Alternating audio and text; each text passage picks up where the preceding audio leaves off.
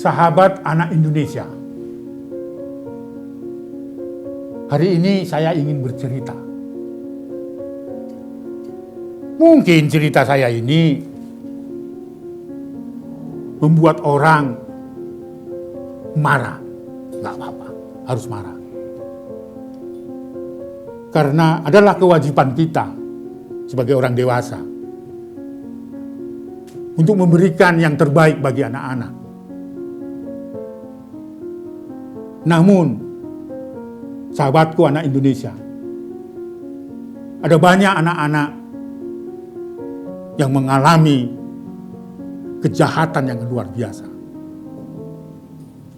Saya baru menerima laporan dari Jeneponto, Sulawesi Selatan. Ada seorang anak usia 1 tahun mengalami kejahatan seksual.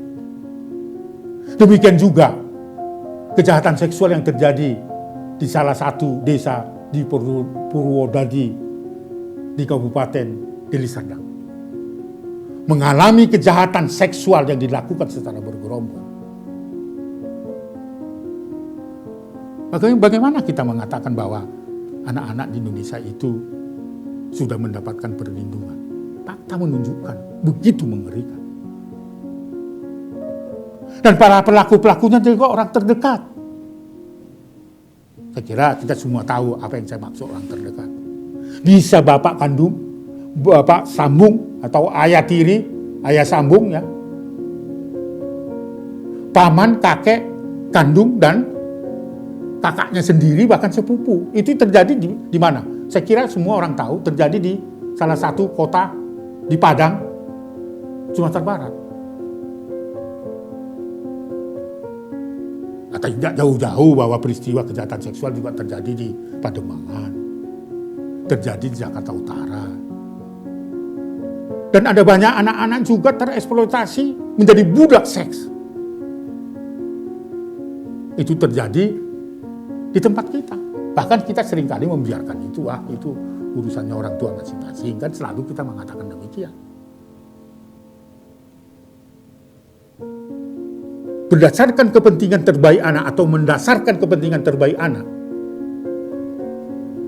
peristiwa-peristiwa yang saya katakan tadi, saya kira perlu mendapatkan perhatian kita.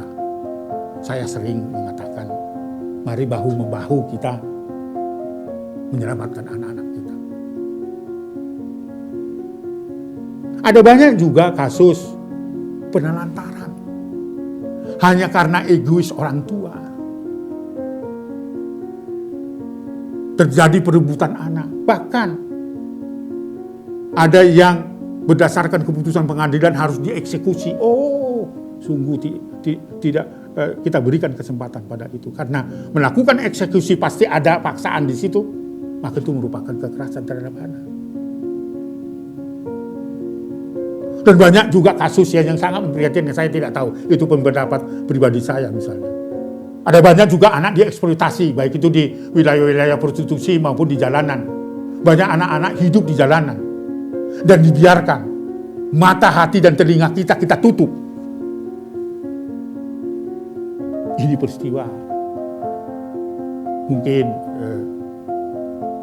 saya emosional terhadap itu.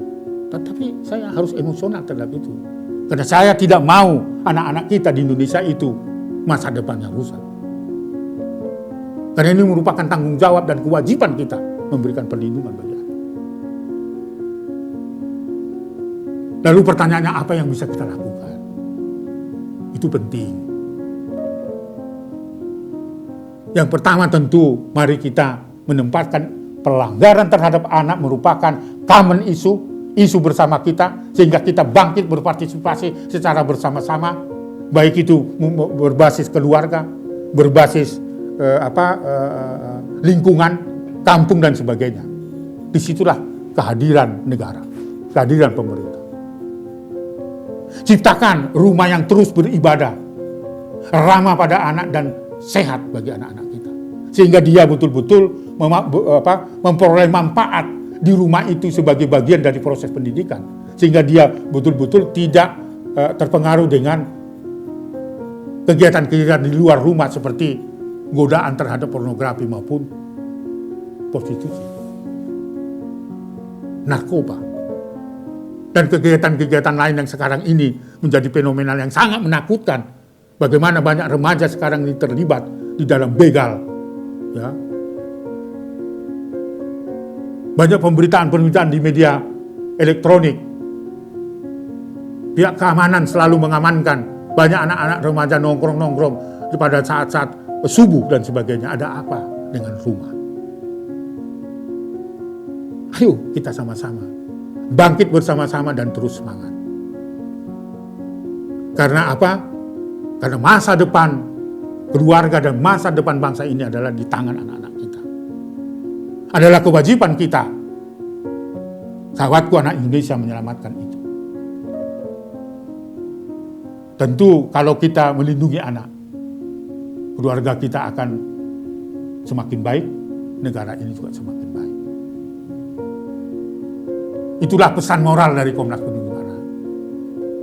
Jangan berhenti, terus bergerak, terus bersemangat, karena Komnas Perlindungan Anak selalu ada dan hadir untuk anak Indonesia.